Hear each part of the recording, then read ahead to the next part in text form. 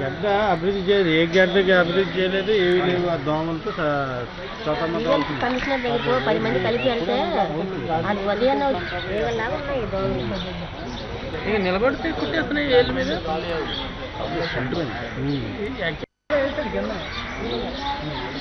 Bed వేసాడు కానీ ఉడికే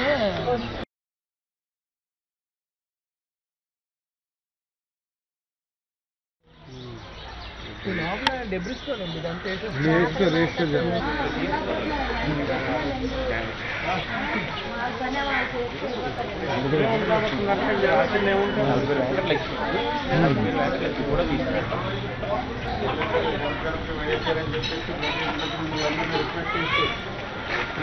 అలాంటి పరిపాలన రాలబ్బా జగన్మోహన్ రెడ్డి గారు అనిపిస్తారు. అవకాశం ఇవ్వండి ఫ్యాన్ గుర్తుకు పెళ్ళి.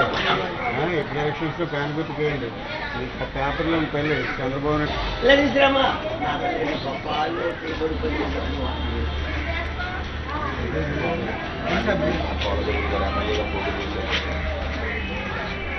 నమస్తే అండి.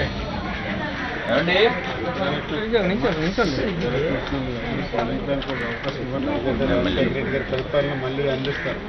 మీ అందరికీ తెలుసు చంద్రబాబు నాయుడు పరిపాలన ఎలా ఉంటుంది. దోమలతో ఇక్కడ చచ్చిపోతున్నామండి, ఇబ్బంది పడిపోతున్నాం. మాకు ఏం చేద్దామన్నా చేయకంటున్నారు. 2.5 సంవత్సరాలు బట్టి ఇబ్బంది కూడా పడిపోతున్నాం. డోబీలు అంతా బతుకుతున్నాం. ఇక్కడ గొడ్లు కాలాడితే కడుపాడిన వాళ్ళు మేము ఇక్కడ ఉన్నాము.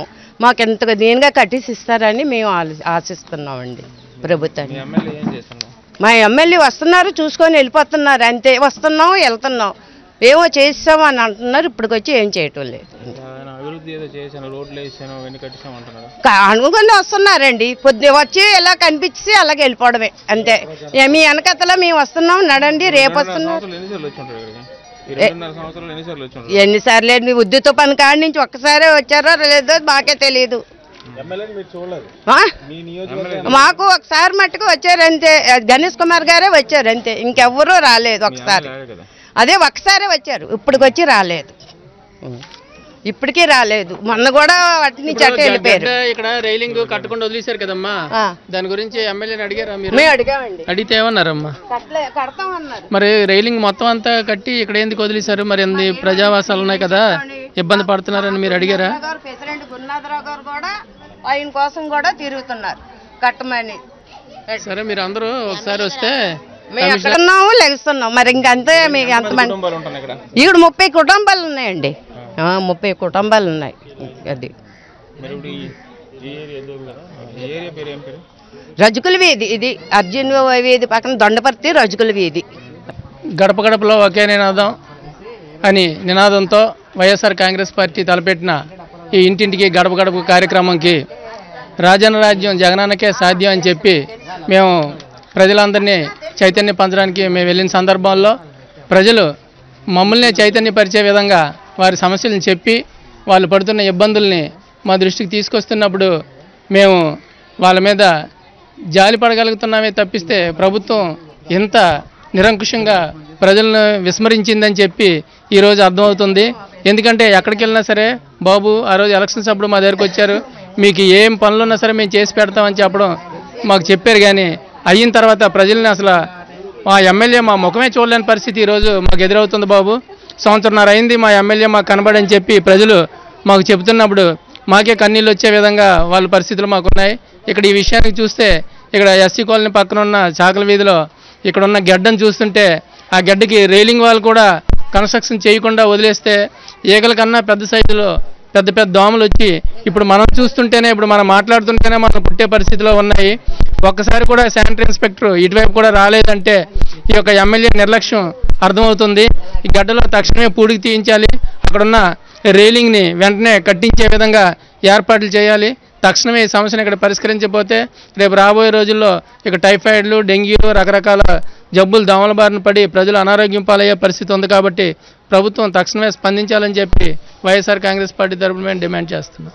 ఈరోజు దొండపర్తి ఏరియాలో గడప గడపకి కార్యక్రమంలో ఈ రజకిల వీధిలో చూస్తుంటే ఈ దోమలు చూస్తుంటే వాళ్ళు ఇబ్బంది పడే బాధలు, ఆ కష్టాలు చూస్తుంటే అంటే ప్రభుత్వం ఇంకా ఏ స్థాయిలో ఉన్నదో ఇప్పటికే తెలుస్తుంది. కానీ ఇక్కడ సాగలగడ్డ దగ్గర చూస్తుంటే ఆ కాంపౌండ్ వాళ్ళు కట్టకుండా కొంత ఆపారు. దానివల్ల కొంత ప్రభావం ఇక్కడ ఇబ్బందులు పడుతున్నారు. కానీ ఈ దోమల సైజు చూస్తే పెద్ద పెద్ద దోమలతో ఇబ్బంది పడి వాళ్ళు కుట్టే ప్రజలు ఎంత ఇబ్బంది పడుతున్నారంటే అంతంత కాదు, చాలా భయం బాధలతో ఉంటుండ్రు. కానీ ప్రభుత్వం తక్షణమే దీనికి తగిన చర్య తీసుకోవాలి. జీవీఎంసీ వాళ్ళు ఇక్కడ చూస్తుంటే వాళ్ళ బాధ, వాళ్ళ ఆవేదన చూస్తుంటే మేము తప్పు చేసాం బాబు అనే కార్యక్రమం మొదలు పెడుతున్నారు. వాళ్ళు ఏడిపే మిగులుతుంది.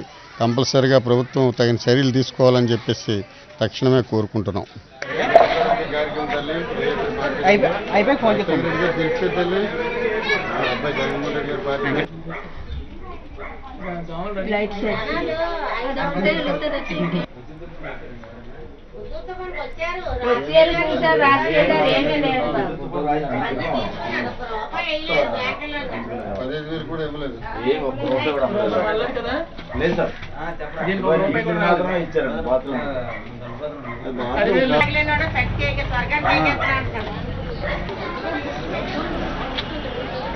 ఇచ్చారమ్మా?